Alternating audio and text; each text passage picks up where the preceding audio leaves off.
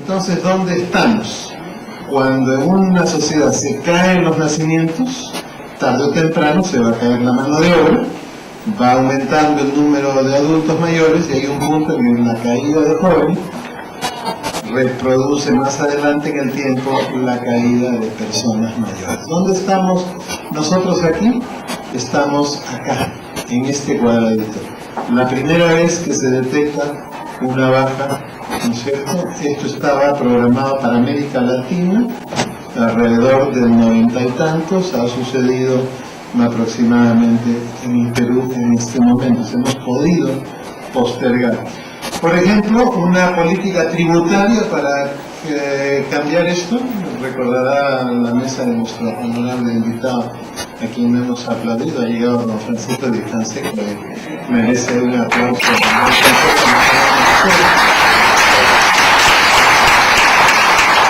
Llevar más tiempo en la vida pública, porque la vida pública es casi como navegar entre volcanes encendidos, ¿no? Y no es precisamente lava lo que está en estos volcanes, como ustedes saben, ¿no? Entonces, por ejemplo, cuando hasta el 90 y algo que vino la reforma del neoliberalismo, en las declaraciones juradas, las que son aquí contadoras o abogadas, saben que se deducía por hijo. Una familia que tenía 5 hijos, 4 hijos, deducía por hijo.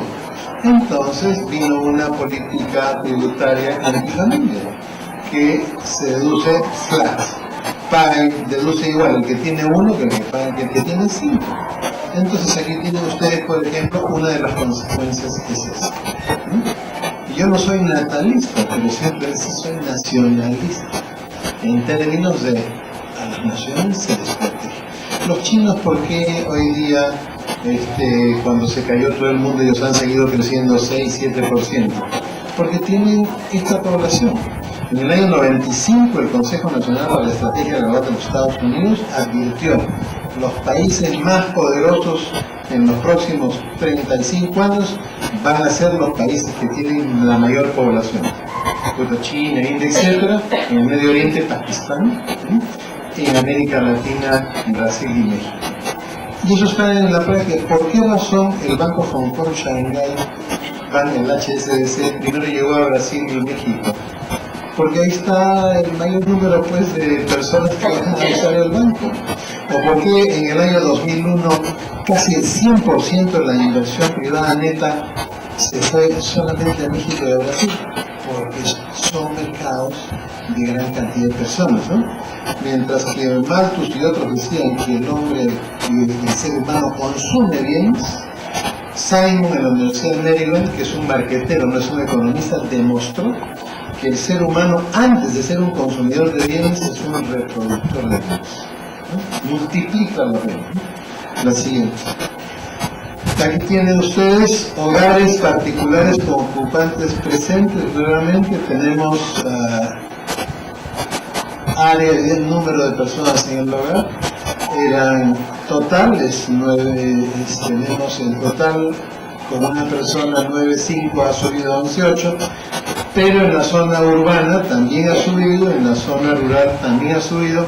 Sin embargo, en la zona rural vemos que 5 más ha bajado, ¿no es cierto? Igualmente, por supuesto, vemos que ha bajado también en la zona urbana.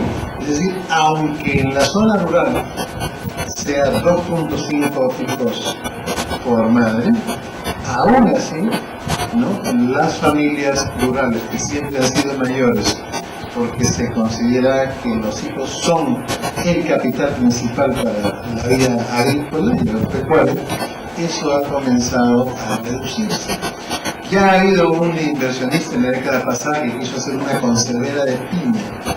Era tan alto el costo de mudar gente para que trabajara que decidieron no hacer la inversión porque no había gente. Y pregúntenle ustedes a cualquier jefe militar cómo anda la escasez de conscriptos en las circunscripciones territoriales de la Amazonía, ¿no? al extremo que se ha tenido que sacar la ley de la profesionalización de los conflictos, es decir, ahora van a tener un sueldo, un entrenamiento, porque no hay conflictos, ¿no? La siguiente. Entonces, ¿qué sucede cuando se pierde la escuela de humanidad? Se pierde la escuela donde se hace este ciclo. Uno le enseña a los hijos a donarse personalmente, ¿no sé? Una donación que va desde lo más simple. Hay una famosa chica, por ejemplo, que es muy popular, cuya hija tuvo una leucemia. ¿Y qué hicieron sus compañeros de clase? Todos se cortaron a poco el pelo para que la chiquita no se sintiera mal cuando iba a clase peladita por su quimioterapia o cuando la iban a visitar. O hay fulanito está con hepatitis, todos van y dan su caramelito para el de limón. Claro, ya sabemos que no sirve para nada, pero es el acto, ¿no es cierto? De que le mandan al que está enfermo, le mandan al doctor. Cosas simples, como la donación personal cotidiana al interior de una familia, cotidiana, permanente, ¿no? Esta donación genera compromiso, ¿no? Por eso es que a los jóvenes que están en las universidades, y en las universidades no importa que sean profesionales o no, hay que tener escuelas de voluntariado, ¿no? El entusiasmo de los jóvenes por donarse a un acto solidario, después van a descubrir que se donaron a sí mismos y no era la obra que estaban haciendo, sino ellos eran la obra que estaban haciendo. Esa donación genera responsabilidad y la responsabilidad genera fraternidad hacia los otros. Y esto vuelve a subir para arriba, eso lo empuja a uno a seguirse donando y esa donación vuelve a generar más compromiso, ¿no? Si no, miren ustedes cuántas veces te habrán insultado a la presidenta mientras eras fiscal de la nación. Porque claro, uno se entrega a estos cargos públicos de alta magistratura y se entrega y se compromete más y se vuelve más responsable y no se va a las 5 de la tarde sino a las 2 o 3 de la mañana cuando se termina de hacer lo que hay que hacerse. Claro, alguien que no está formado en esta responsabilidad se va a ir a las 5 y el país que compre ventiladores para empujar la vela, ¿no? Eso es cuando no se forma en una nación una cultura de la responsabilidad, ¿no? Por esa razón es que cuando se diluye la familia, ¿no? Uno de los riesgos que aparece es ese. ¿Qué sucede cuando en una nación hay esto? La gente ya no se casa, pues, porque ya no se compromete, ya no se hace responsable ad íntegro y ad vitam de una familia, ¿no? Y ahora vamos a ver las consecuencias de esto. ¿Qué dice la Declaración Universal de Derechos Humanos? Los hombres y las mujeres a partir de edad nubile tienen derecho sin restricción alguna por motivos de raza, nacionalidad, religión, a casarse y fundar una familia. Significa que la Declaración Universal de Derechos Humanos considera el matrimonio como el origen natural de la familia, como lo es antropológicamente. Pero algo muy importante, ¿y cómo hace el Estado para que la gente ejerza este derecho? Como dice la Constitución, promueve el matrimonio.